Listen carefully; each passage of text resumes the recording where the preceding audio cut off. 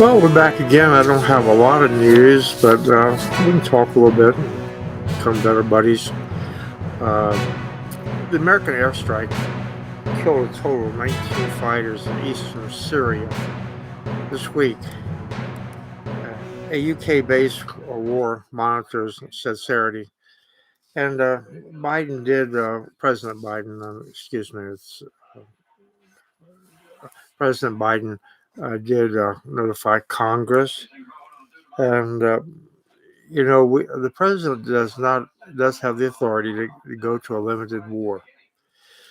People don't always understand that. That was because during the War of 1812, Washington D.C. was burnt down. In fact, they used the books out of the Library of Congress to burn down the White House, the federal buildings.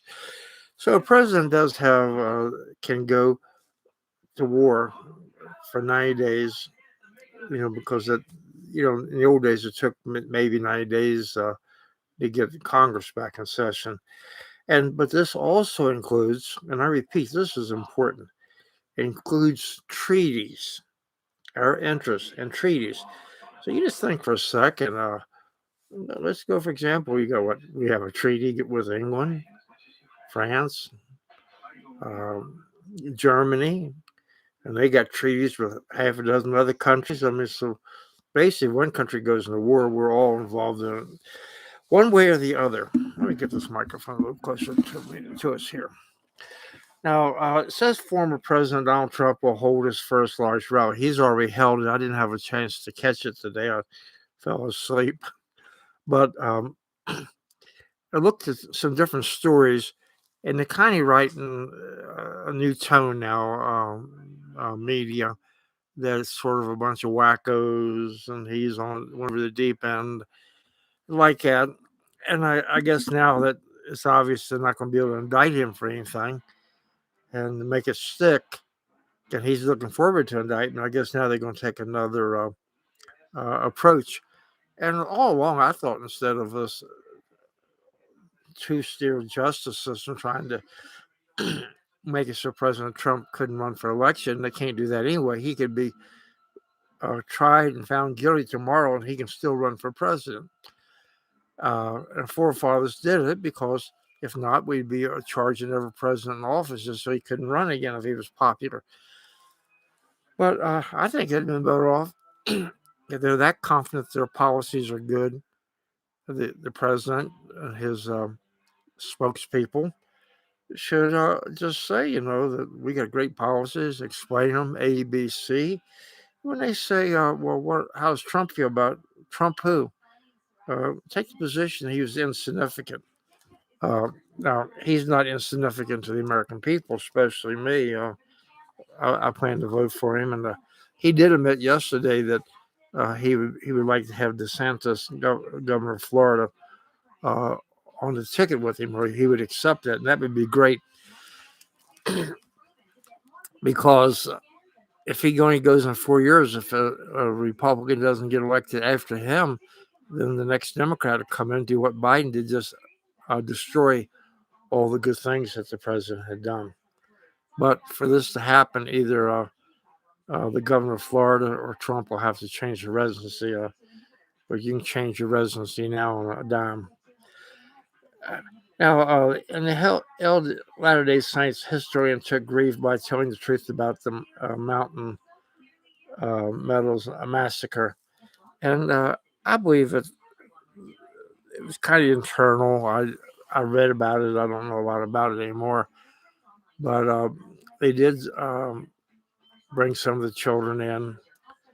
And the guy that orchestrated that about 15 years later was actually captured and executed. Now, again, it looks like we're trying to keep the Chinese in check. Following the Chinese aggression, 4 U.S. bases are coming to the Philippines.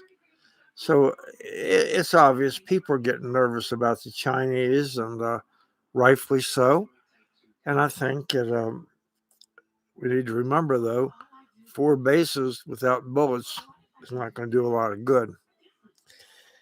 Now, unfortunately, you've already heard about the Rolling Fork, Mississippi. The tornado come down and killed at least 25, I repeat, 25 people, ripped across Mississippi on Friday night.